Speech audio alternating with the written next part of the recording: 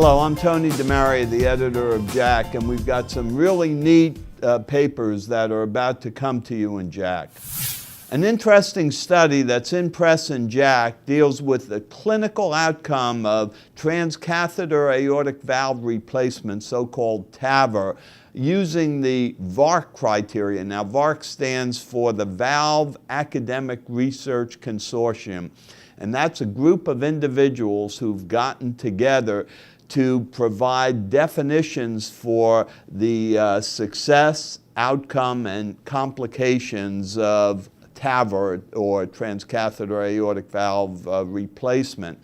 And this has been badly needed because in the numerous publications that have been appearing about TAVR, the specific definitions have varied a great deal, and so it's been difficult to really compare study to study. The VARC definitions represent an advance, and the question was, could they be used and what would the results be were they used? And in fact, in this study, the VARC group were able to gather data on some 3,500 patients in 16 studies in which at least one category was reported that conformed to the VARC criteria.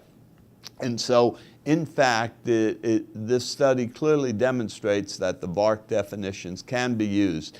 Interestingly, taking this meta-analysis using the VARC criteria, the success rate was 92%, very impressive.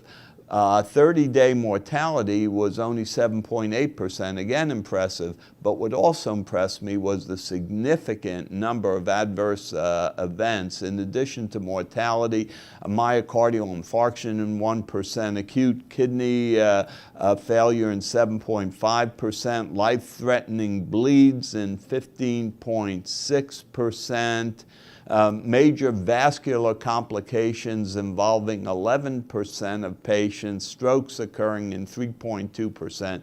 So some really significant problems, and of course these in addition to the need for a pacemaker in 14% of patients.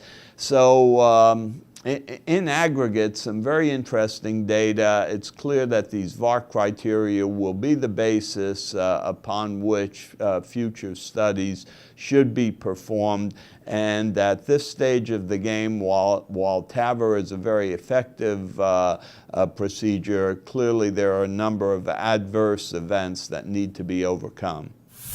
A paper about to appear in JACC deals with the interesting question of the relationship between discontinuation of antiplatelet therapy and the timing of cardiac surgery. And in this day and age, nearly all patients with coronary artery disease are receiving some antiplatelet therapy. Oftentimes these patients need to go to surgery, and currently the guidelines stipulate that for patients receiving clopidogrel, this drug should be discontinued 5 days prior to surgery, and for prasugrel 7 days. However, the amount of hard data underlying these recommendations is relatively limited. So in this study performed by Price and Associates, they did a pharmacodynamic study on some 50 normal subjects in whom they administered clopidogrel 75 milligrams of prasugrel 10 milligrams for 7 days. Subsequently, they checked platelet reactivity during the following 12-day washout period. And what they observed was that 75% of the patients who received clopidogrel returned to baseline in 5 days, while prasugrel required 7 days to achieve 75% return to baseline. Interestingly, this recovery time was related to the baseline level of platelet reactivity prior to any drug and to the degree of inhibition of platelet reactivity produced by the agents. So we now have some pharmacodynamic data to support the current recommendations that whenever at all possible, cardiac surgery should be delayed for at least 5 days after clopidogrel or 7 days after prasugrel. However, in those patients in whom it's considered very important to possibly deviate from those recommendations, we have some clues as to which patients might do better. That is, those patients in whom baseline platelet reactivity or the total amount of platelet reactivity inhibition is not very great. A new approach to reducing low-density lipoprotein involves the use of a human antibody to a compound called proprotein convertase subtilisin kexin type 9 serine protease.